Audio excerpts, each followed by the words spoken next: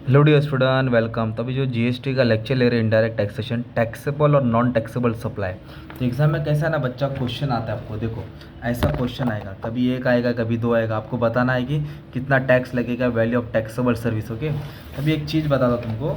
तो मान लो जो एग्जाम में सेंटेंस आया तो आपको 8 या 10 सेंटेंस आएगा। तो अगर एमकॉम का है तो 6 आएगा, और बैफ वाला रहेगा तो 12-13 आएगा।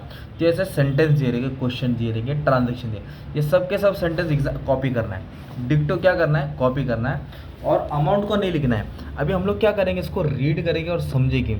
जिसके पर टैक्स लगेगा वो अमाउंट लिखेंगे, और जिस पर टैक्स नहीं लगेगा तो डैश मारेंगे। तो अभी हम लोग को कैसे मालूम कि किस पे लगेगा किस पे नहीं लगेगा।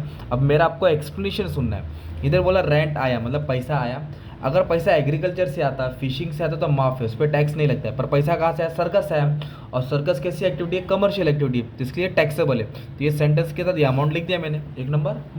अभी नेक्स्ट बोला है amount receive from running Kinder garden classes, मतलब बच्चे लोग का एलकेजी होता है ना, तो किंडर गार्डन स्कूल का आया ना, स्कूल चलाने, उस पर टैक्स नहीं है। हाँ, पर कोचिंग आया, आईएएस आया, आईपीएस आया, सी है, वो टैक्सेबल रहेगा। तो इस पर टैक्स नहीं लगेगा, एग्जाम मार देंगे, मतलब आपको डैश मार देने का, क्या मार देने का, डैश।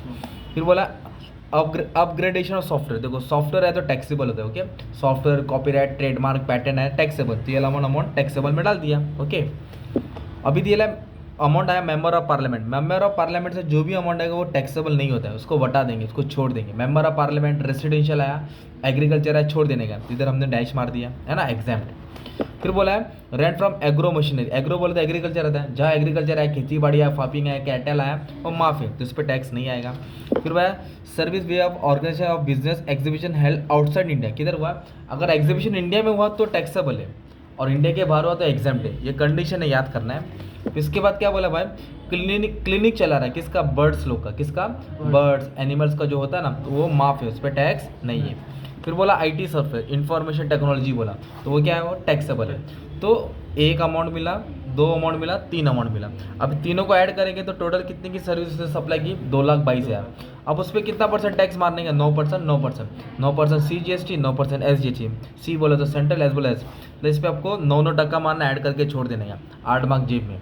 अगर बच्चा मान लो गलती से क्या किया, गलत किया, कुछ नहीं आता उसने, कुछ नहीं आता उसने, पूरा सेम अमाउंट टोटल लिया और टोटल लिया, तो 4 मार्क जाएगा, 4 मार्क मिलेगा। कॉपी पेस्ट करने का भी 4 मार्क जाएगा, 4 मार्क्स मिलेगा। ओके, अब एक क्वेश्चन मैंने और लिख दिया, अब ये भी अच्छे से पढ़ा देते हो, राइट, कि किस पे टैक्स लगेगा किस पे नहीं लगेगा।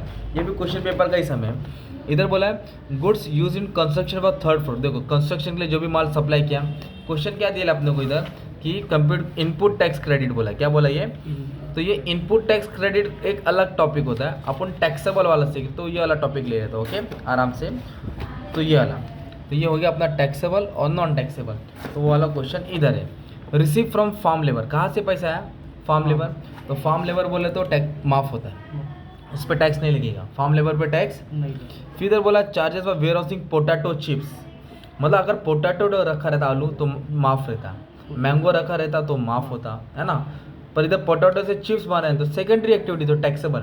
मैंगो पे टैक्स नहीं, पर मैंगो से जैम बनाएंगे तो टैक्सेबल।